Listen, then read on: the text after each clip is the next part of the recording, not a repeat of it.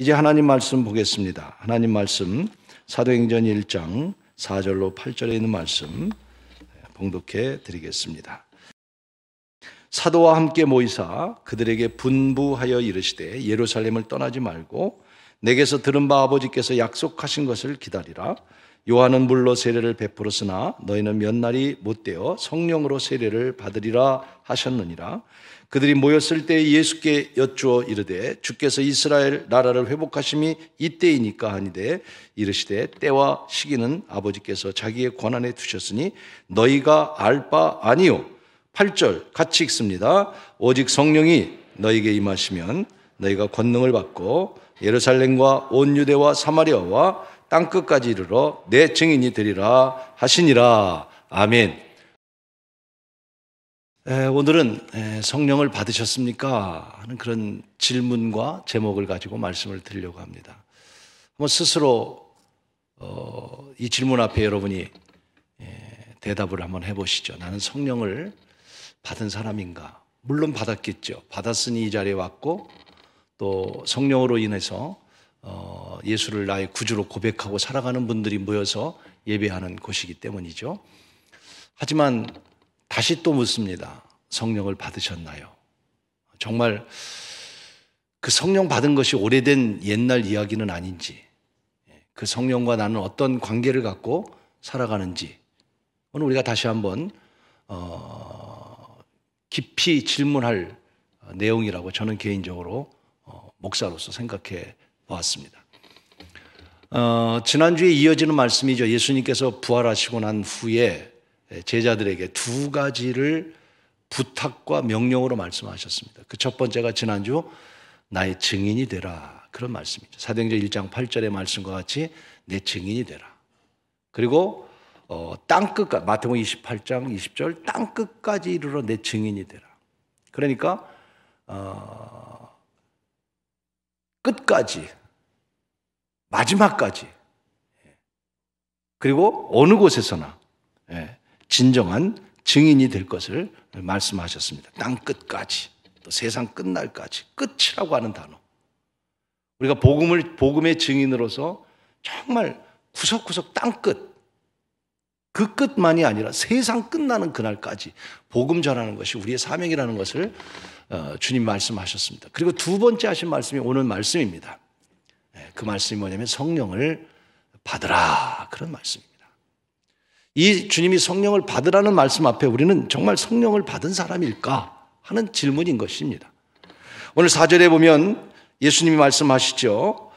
예루살렘 떠나지 말고 내게서 들은 바 아버지 약속한 것을 기다리라. 요한은 물로 세례를 베풀었으나 너희는 몇 날이 못돼서 성령으로 세례를 받으리라, 이렇게 말씀하십니다. 그들은 성령이라는 말을 들어보지도 못했습니다. 성령 세례라는 말, 요한의 물세례만 알았지 성령 세례를 알지 못하는 그들에게 성령을 받으라고 말씀하신 것입니다. 사도 바울도 수없이 성령을 받으라고 말씀합니다.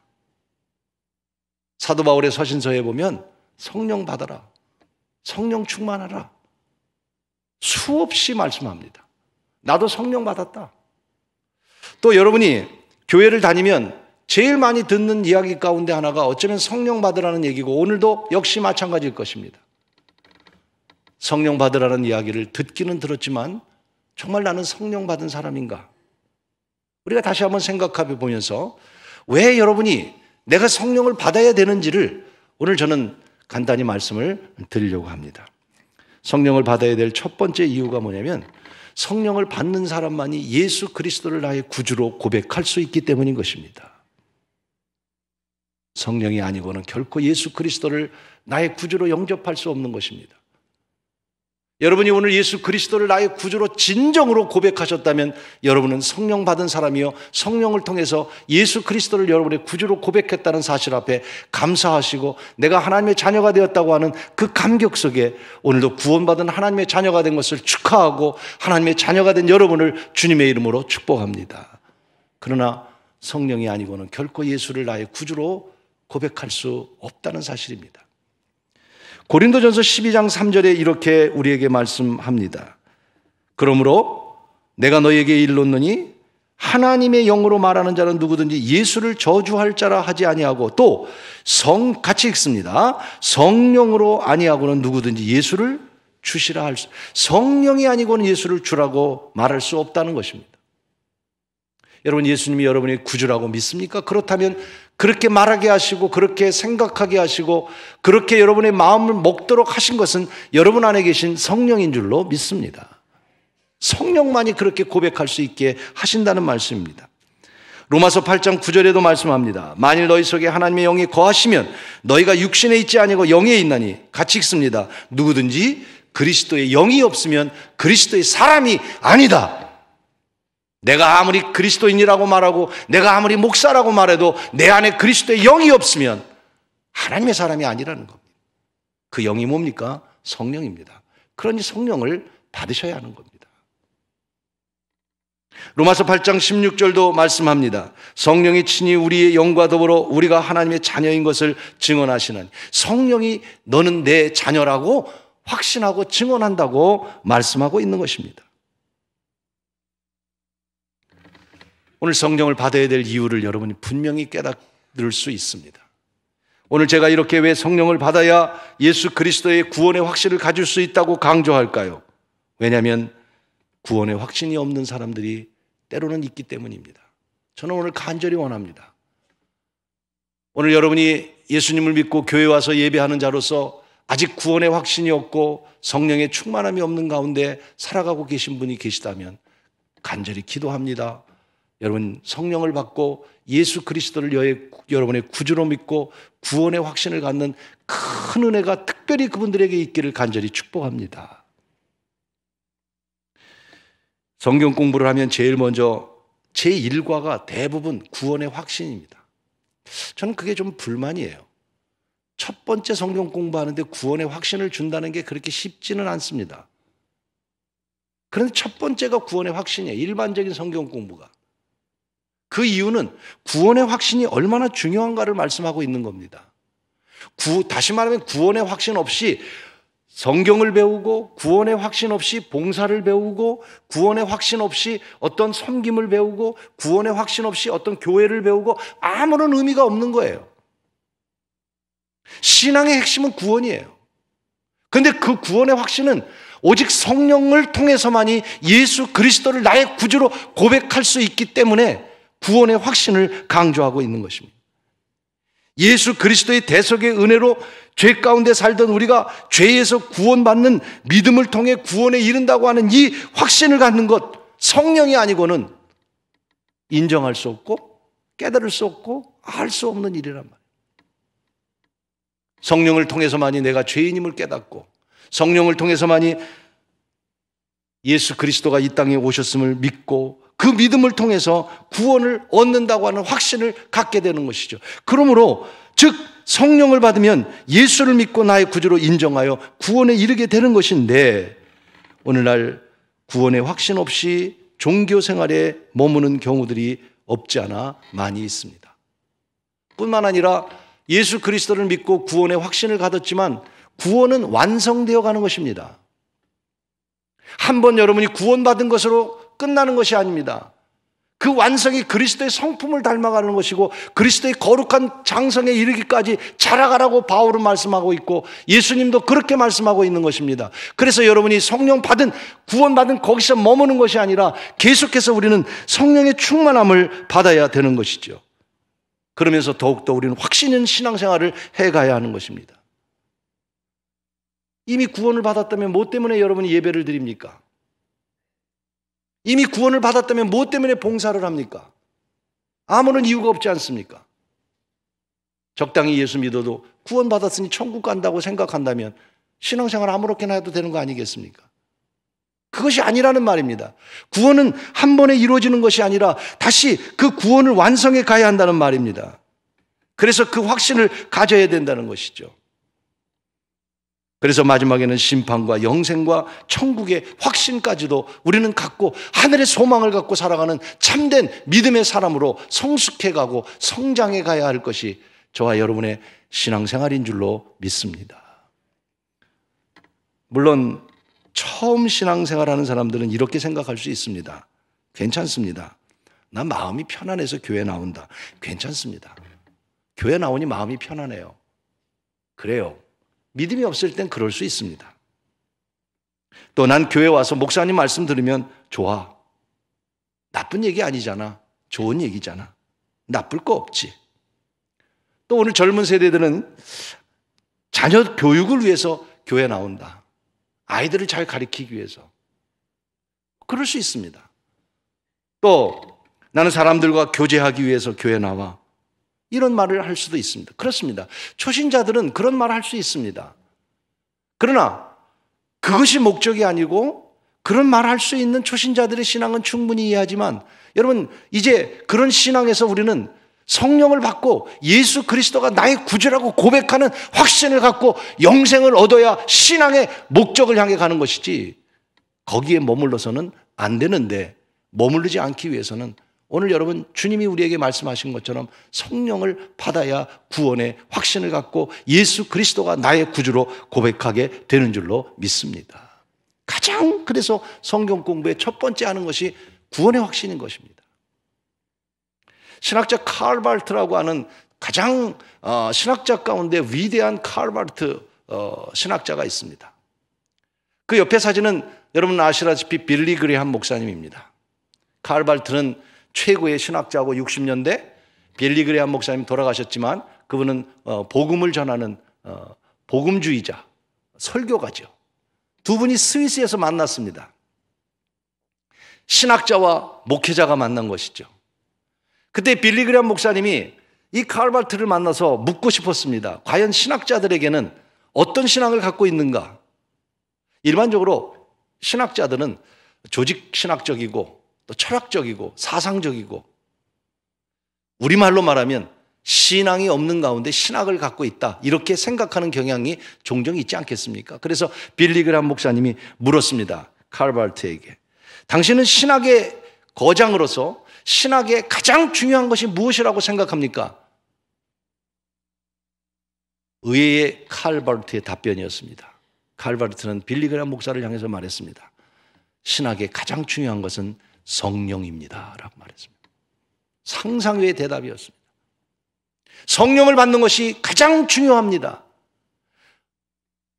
빌리 그레이엄 목사 생각에는 조직신학적이고 철학적이고 사상적이고 신학적인 이야기를 할 것이라고 생각했는데 칼 바르트 신학자 최고의 신학자인 칼 바르트도 뭐라고 말해요? 가장 중요한 것은 성령이고 성령을 받아야 합니다 라고 말했습니다. 저는 이 시간 여러분에게 강조하고 싶습니다. 성령을 받으시기를 바랍니다. 받으셔야 합니다. 그러면서 칼 바르트는 이런 얘기를 합니다. 성령은 배터리와 같은 것입니다. 여러분 배터리, 배터리 우리말로 말하는 배터리 모든 게 배터리가 없으면요 아무리 좋은 기계여도 좋은 마이크고 좋은 전화기고 자동차가 아무리 좋아도 배터리가 끊어지면 움직일 수 없습니다. 작동이 안 됩니다. 가장 중요한 게 배터리입니다. 요새는 이제는 전기차가 나왔잖아요. 아직 나오지 않았지만 곧 나옵니다. 전기차가 나오면 우리 장로님이 자동차 수리를 하는데 이제 뭐 전기차 나오면 기술자가 필요 없어졌습니다. 아무것도 없는 지금 경유를 쓰니까 뭐 통도 있고 뭐 휘발유를 하니까 뭐 라지에다도 있고 별게 다 있지만 전기는 그냥 선 연결하면 가는 거예요. 그러니까 자동차가 심플하게 나오는 거예요. 네. 전기 하나면 다 되는 거예요. 그런데 이제 그렇게 되면 경유나 휘발유나 다 쓸 필요가 없는 거예요. 그만큼 배터리가 중요한 시대가 된 겁니다. 마찬가지로 우리 신앙에 가장 중요한 게 뭐냐면 여러분에게 제가 오늘 강조하고 여러분이 오늘 결심해야 되는 게 뭐냐면 성령 없는 사람이 돼서는 안 된다는 거예요. 배터리와 같은 거예요.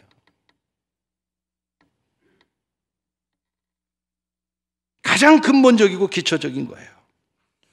그 성령을 우리 주님이 우리에게 약속하시고 성령 세례를 받으라고 말씀하셨는데 과연 나는 성령 받은 사람입니까?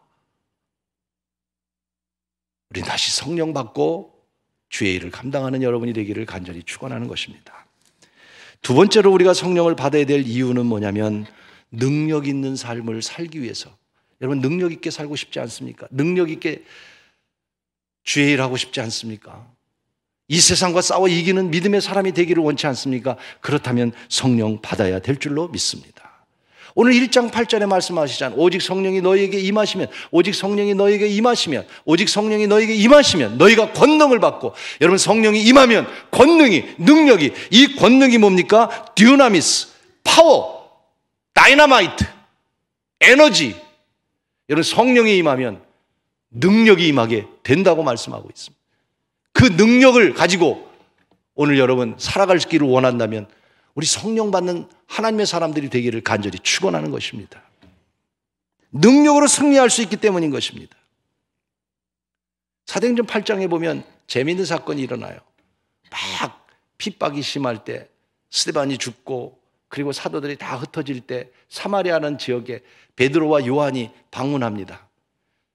그래서 사마리아 사람들에게 너희들 성령을 받았느냐 그랬더니 성령을 들어보지도 못했대요. 그때 베드로가 그 모인 사람들 가운데 머리에 손을 얹고 안수를 기도하는데 성령이 막 강하게 역사하는 거예요. 그러니까 많은 기사와 이적이 일어나고 방언을 하고 막 성령의 일들이 일어나니까 그걸 보고 있는 사람이 하나 있었습니다. 마술사 시몬이라는 사람이었습니다. 우와, 저게 뭐야? 나는 마술을 부리면서 사람들에게 돈을 버는 사람인데 저게 뭐야? 나도 저게 있으면 좋겠다. 그래서 베드로를 찾아갑니다. 돈을 한 보따리 들고 찾아가서 돈을 줄 테니 내게도 그 성령을 달라고.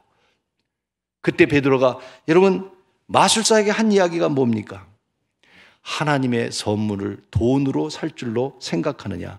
은과 함께 너는 망할지니라 라고 말씀합니다. 그러면서 마술사에게 다시 말합니다. 성령, 하나님의 선물을 돈으로 살려고 하느냐? 결코 그럴 수 없다. 너는 성령과 함께 망할 것이다. 이렇게 말씀합니다. 무엇 때문에 이 마술사가 여러분 성령을 갖기를 원했습니까? 능력 때문에. 그래서 그 능력으로 더 많은 돈을 벌기 싶어서. 오늘 우리는 더 많이 돈을 벌기 위해서가 아니라 이 세상을 능력 있게 살기를 원하고, 이 세상을 정말 여러분 믿음으로 하나님 앞에 멋있는 삶을 살기를 원하고, 오늘 우리가 하나님 앞에 정말 멋있는 인생, 축복된 삶을 살기를 원한다면, 능력 있게 살기를 원한다면, 세상과 싸워 이기를 원한다면 오늘 우리가 성령 받는 귀한 하나님의 사람으로 충만해지기를 간절히 축원하는 것입니다. 잘 알다시피 이 사도행전을 우리는 성령 행전이라고 이야기하지 않습니까? 그 말은 뭐냐면 사도행전은 성령을 통해서 행해졌던 일들을 기록했는데, 그래서 사도행전에 보면 기사와 이적들이 많이 나타납니다. 사도행전에 보면 막 방언을 말하고 또 예언을 하고 환상을 보고, 그뿐입니까? 치유의 사건이 일어납니다. 베드로가 성전 미문에서 안진뱅이를 향하여, 여러분 그 안진뱅이는 난 가진 거 은과 금 없지만 나사렛 예수의 이름으로 일어나라 했더니 여러분 안진뱅이가 일어나는 역사가 일어났습니다. 왜? 성령이 임하니까. 그런 능력이 나타났단 말이에요. 오늘 여러분 이 능력 있게 세상을 살고, 여러분 능력 있게 세상을 이기고 능력 있게 승리하기 위해서는 우리는 성령 받아야 합니다. 또 하나가 뭐냐면 사도행전의 이런 치유의 역사뿐만 아니라 변화의 역사입니다. 놀라운 변화가 사도행전에 보니 변화의 역사가 일어나는데, 사울이라고 하는 사람이 그렇게 예수 믿는 자들을 핍박하던 사울이 여러분 변화되지 않습니까? 여러분 사람이 변화되는 게 얼마나 어렵습니까? 그렇죠? 우리 스스로를 보면서 야 진짜 변화 안 된다. 우리 남편 진짜 변화 안 된다. 야, 사람이 변한다는 게 그렇게 어렵고 힘든 일. 그런데 놀랍습니다. 성령이 임하면 변합니다. 변질이 아니라 새롭게 변한단 말이에요.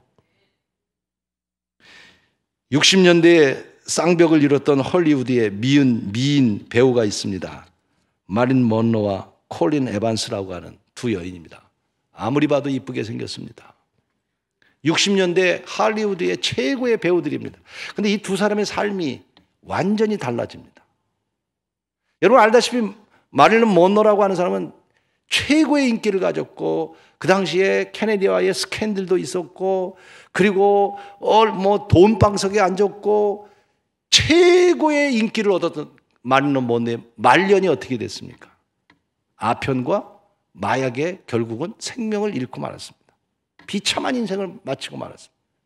그러나 콜린 에반스라고 하는 사람도 그 당시에 이 마릴린 먼로 못지않게 아주 유명한 배우였고 아름다운 여인이었는데, 어느 날 이분이 기자회견을 자청했습니다. 수많은 기자들이 모였습니다. 콜린 에반스는 저에게 남자가 생겼습니다. 여러분, 연예인에게 남자가 생겼다고 하는 것은 타픽 가운데 타픽입니다. 기자들이 카메라를 찍고, 그리고 이제 어떤 남자를 만났는지 궁금해 질문을 합니다. 누굽니까? 그때 콜린 에반스가 이렇게 합니다. 내 인생을 바칠 위대한 분을 만났습니다. 그분은 바로 예수 그리스도이십니다. 그리고 이 콜린 에반스는 자기의 모든 명예와 자기의 모든 영광을 다 버리고 신학교로 갑니다. 그리고 신학교에 가서 선교사를 만나서 7년 동안 우간다에 가서 선교를 하고 헌신하는 사람으로 변화되었던 것입니다. 자기의 모든 것을 버리고 우간다에 가서 선교하고 돌아왔어요. 그때 빌리 그레이엄 목사가 이 에반스에게 물었다고 합니다. 당신은 연예계 최고의 인기를 가진 사람인데 후회하지 않습니까? 어떻습니까? 라고 물을 때 에반스가 후회라니요? 그 다음 대답 좀 들어보세요. 나는 영국의 여왕의 자리와도 나는 바꾸지 않을 것입니다. 할렐루야. 여러분, 한 사람의 멋있는 이야기로 끝나지 말고 여러분들도 성령 받고 이런 멋있는 하나님의 능력 있는 삶이 되기를 주의 이름으로 축원합니다. 성령은 능력이 있는 거예요. 죄를 이기게 하고요, 유혹을 이기게 하고요, 우리의 힘으로는 이길 수 없지만, 우리의 힘으로는 견딜 수 없지만, 우리의 힘으로는 극복할 수 없지만, 성령은 우리에게 능력을 주셔. 파워, 오직 성령이 너에게 임하시면 권능, 능력을 받아서 오늘 그 능력을 받기 위하여 오늘 우리는 성령의 충만함을 받는 거룩한 하나님의 사람이 되기를 주님의 이름으로 축원하는 것입니다. 마지막 세 번째로, 여러분, 왜 우리가 성령을 받아야 되냐면, 이 말씀은 여러분에 꼭 드리고 싶습니다. 내게 주신 하나님의 사명을 잘 감당하려면 성령 받으시기를 바랍니다. 사명 감당하려면 우리 각자의 사명이 있잖아요. 저는 기도 제목에 항상 빼놓지 않는 기도 제목이 있다면 성령 충만한 사람 되게 해 주십시오. 더 나아가서 이렇게 기도합니다. 주의 영을 내게서 거두지 말아 주시기를 원합니다. 주의 영이 나와 함께 하시기를. 내가 비록 죄인이고 내가 비록 하나님 앞에 부족하고 하나님 보시기에 엉망인 사람이지만 주의 성령만을 내게서 거둬주지 말아 주시기를 바랍니다. 왜? 여러분, 목사가 성령이 떠난 사람은 아무 의미가 없는 겁니다. 성령이 떠난 교회는 아무 의미가 없는 것입니다. 성령이 떠난 어떤 것도 의미가 없습니다. 우리가 우리의 사명을 감당하려면 성령의 도움을 받아야 합니다. 성령의 도움을 받지 않으면 여러분, 하나님의 뜻을 알 수가 없어요. 하나님의 섭리를 알 수가 없어요. 하나님이 원하는 게 뭔지를 몰라. 왜? 성령만이 우리를 가르쳐 주시고 인도해 주시고 생각나게 하셔서 오늘 우리가, 여러분, 우리 일을 하자고 여기에 모인 것입니까? 우리는 어떻게 하면 하나님이 이 교회를 향해서 무엇을 원하는지, 그러려면 내 생각이 아닌 그 성령을 받아야 성령을 통해서 그 뜻을 깨닫고 가야 되는데, 성령 없이 우리의 생각으로 간다면 얼마나 불행이겠습니까? 그것이 바로 사도행전 5장에 있는 아나니아와 삽비라의 이야기입니다. 여러분, 너무나 잘 아는 얘기잖아요. 두 부부가 하루에 동시에 죽었습니다. 나는 성경에 제일 억울한 사람이 아나니아와 삽비라라고 생각합니다. 그들이 신앙생활 안 한 사람입니까? 아닙니다. 사도들의 설교를 듣고 너무나 은혜가 돼서 자기 재산을 다 팔아 바친 사람입니다. 어느 정도, 여러분 가운데 재산 바친 사람 있어요? 아나니아 삽비라는 재산까지 바칠 정도의 신앙을 가진 사람입니다. 그런데 문제가 뭐였습니까? 성령을 속였다는 것입니다. 하나님의 일을 하다가 성령을 속이고 성령의 지배를 받지 못하고 성령 받지 못하고 하나님의 일을 하다 보면 하나님의 일을 하는 것이 아니라 하나님의 일을 막는 자가 되고 마는 것이에요. 그래서 우리가 하나님의 일을 하는 사람들은 성령이 떠나지 않도록 성령을 구하고, 그래서 부족한 종도 성령이 떠나지 않도록, 내가 비록 부족하고 부족해도 성령이 떠나지 않게 해달라고. 사도행전의 7 집사를 뽑을 때에도 여러분 어떤 사람을 뽑았습니까? 사도행전 6장 3절에 성령과 지혜가 충만하여 칭찬 듣는 사람 7을 택하라고 말합니다. 성령과 지혜가 성령의 사람입니다. 11장 24절에 보면 바나바를 얘기합니다. 바나바를 말할 때 이렇게 말합니다. 착한 사람이요 성령과 지혜가 충만한 사람이다. 하나님의 일꾼은 성령의 사람이 되어야 되는 거예요. 사도행전 6장도 그랬고 바나바도 그랬고 오늘 저와 여러분도 목사도 장로도 다 성령 충만하지 않으면 하나님의 일을 방해하는 방해꾼이 되는 것이고 하나님의 섭리를 깨닫지 못하는 어리석은 자가 되고 마는 것이기에 오늘 우리는 주의 사명을 감당하기 위해서 성령 받고 주의 사명 감당하는 귀한 우리가 모두가 되기를 간절히 축원하는 것입니다. 정치하는 사람에게 필요한 게 모르겠어요. 권력이잖아요. 그러나 그 권력은 영원하지 않습니다. 우리나라에 대통령 2명이나 감옥에 가 있습니다. 이유가 뭡니까? 대통령의 권력을 잃어버리면 모든 걸 잃어버리는 거예요. 권력이라는 건 그런 거예요. 그러나 권력을 쥐면 어떻습니까? 어떤 일을 해도 괜찮은 거예요. 그러나 그 권력은 영원하지 못해요. 여하튼 정치는 권력으로 하는 거예요. 사업하는 사람은 뭐로 합니까? 돈으로 하는 겁니다. 재물이 있어야 됩니다. 돈 없는 사람이 사업을 하면 틀림없이 사기칩니다. 거의 다. 남의 돈 가지고 하다가 다 감옥에 가는 거예요. 재물이 없는데 어떻게 사업을 합니까? 교수는 뭐로 합니까? 지력 아닙니까? 배운 게 있어야 하는 겁니다. 아는 게 있어야 하는 겁니다. 맨날 똑같은 말만 해보십시오. 안 되지요. 운동선수요? 운동선수는 뭐로 합니까? 운동선수, 우리 아들도 운동을 하지만 제가 늘 얘기합니다. 실력도 필요하고 열정도 필요하고 다 필요하지. 제일 중요한 거는 체력, 몸 다치지 않는 거다. 여러분 다리 부러지면 아무리 축구를 잘하는 손흥민이도 다리 부러지면 끝이에요. 아무리 배구를 잘해도 손 잘라지면 못 나가는 거예요. 체력이 우선이에요. 각각 모든 일에는 가장 중요한 게 있습니다. 그러면 오늘 여러분 하나님의 일을 하는 우리들에게 있어서 가장 중요한 게 뭐냐?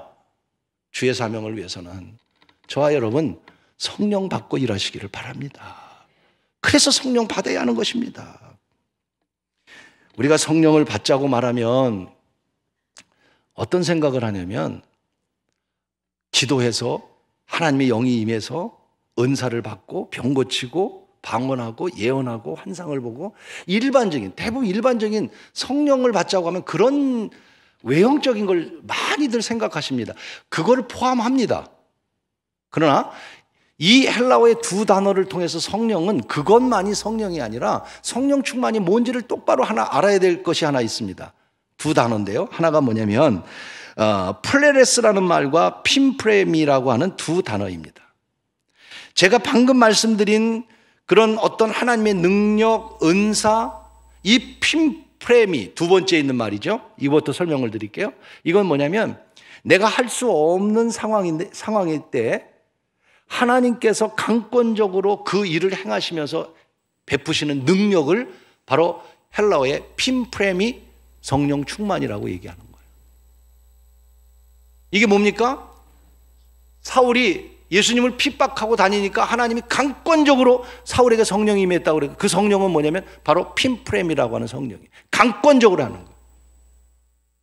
그 첫 번째 써 있는 플레레스라고 하는 성령은 뭐냐면 이거는 매일매일 경건의 삶을 통해서 오늘 우리가 이 경건의 삶을 통해서 인격적으로 그리스도를 닮아가는 것을 프레레스, 성령 충만이라고 얘기하는 거예요. 성령 충만은 2 가지예요. 내가 할 수 없는 그런 연약함 속에서 하나님이 강권적으로 역사해서 나에게 나타나는 증상들이 성령 충만이고요. 또 하나는 뭐냐면 날마다 이게 또 중요한 거잖아요. 날마다 그리스도의 인격을 닮아가는 경건의 삶을 통해서 다시 말하면 성장하고 여러분이 성령 받아야 될 이유가 여기 있는 겁니다. 아까 말씀드린 대로 옛날에 성령 한번 받아서 구원받은 거 끝났다고 신앙생활 끝났고 나는 신앙 구원받았다 이게 아니라는 말이에요. 이 플레레스 인격적으로 그리스도를 닮아가고 인격적으로 그리스도의 삶으로 성장해가고 성숙해가는 신앙이 될 때 온전한 그리스도인이 된다라고 말씀하고 있는 것입니다. 오늘날 여러분, 우리는 다시 성령을 받는 교회가 되고 성도가 되기를 간절히 축복합니다. 제가 한신교회의 이중표 목사님 돌아가신 고인이 되셨습니다마는 참 모든 교단에 존경을 받는 참 인자하게 생기셨죠. 한신교회 이중표 목사님. 교단은 기장입니다. 기장. 교단들이 많이 있잖아요. 기장은요 굉장히 진보주의 신앙을 갖고 있습니다. 그래서 가장 극단적인 보수 신앙을 갖고 있는 장로교에서는 기장은 교회가 아니다 할 정도로 기장은 진보적이에요. 그래서 사회운동을 많이 하고 그러다 보니까 기장의 특징은 순복음교회와 같이 어떤 성령운동 이런 거는 거의 찾아볼 수 없는 유형의 교회들이 많아요. 사실은 실제로 남의 교단이기 때문에 잘못 얘기하면 또 큰일 나니까. 근데 이 이중표 목사님 그 기장의 대표적인 목사님이에요. 근데 이분을 제가 소개하고 존경스럽다는 이야기는 뭐냐면 그런 교단의 배경이 있음에도 불구하고 이분은 정말 성령의 도움을 받고 성령을 얼마나 사모하는 사람인지 몰랐다. 그 얘기를 하려고 그러는 거예요. 이분이 가만히 보니까 대한민국의 훌륭한 목사님들을 보니까 다 큰 강이 있는 곳에서 태어났다라는 거예요. 대동강, 두만강, 낙동강 그런 강줄기를 타고난 사람 목사님들이 대부분 잘 됐더라는 거예요. 그래서 대동강의 한경직, 김창인, 곽선희, 김선도 이런 목사님들 다 이런 큰 강줄기. 근데 자기는 동네 앞 조그만 만경강이라고. 그래서 하나님 앞에 하나님 나는 이 조그만 짧은 강 작은 강 만경강에서 태어나게 하시니까 키도 죽고 이렇게 하나님 큰 일도 못하고 이게 뭡니까? 나는 비참합니다. 나를 좀 크게 좀 써주십시오. 다른 목사님들이 이렇게 강줄기에서 큰 목사님들이 됐는데 그러면서 막 기도를 하는데 이 목사님이 참 기도 많이 하신 목사님이에요. 한신교회 목사님, 기장 목사님들이 사실 이런 영적 기도를 많이 안 하거든요. 교단적인 특징이. 막 기도하는데 마음속에서 종아 낙심하지 말아라. 대동강이 길면 얼마나 길고 두만강이 길면 얼마나 기냐. 진짜 긴 강이 있다. 바로 그 강은 성령의 강이다. 성령의 물을 마셔라. 이 물을 마시면 영원할 것이다. 이 강물을 마시면 감당할 수 없게 될 것이다.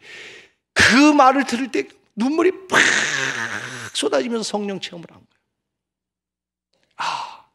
큰 강줄기에서 태어나는 게 중요한 게 아니라 성령의 강줄기가 흘러가야 되는구나. 성령 받아야 되는구나.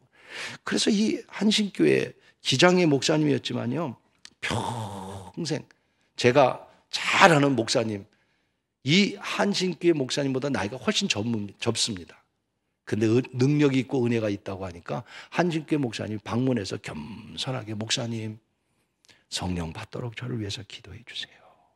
자기도 감동을 받아. 선배인데 항상 결국은 한국에 큰 일을 하시다가 하나님 나라에 가신 훌륭한 이중표 목사님입니다.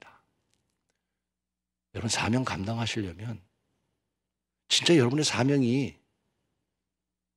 오늘 내가 목사로서 오늘 장로님들 우리 모든 직분자들 우리 하나님 사명 받은 자 아닙니까?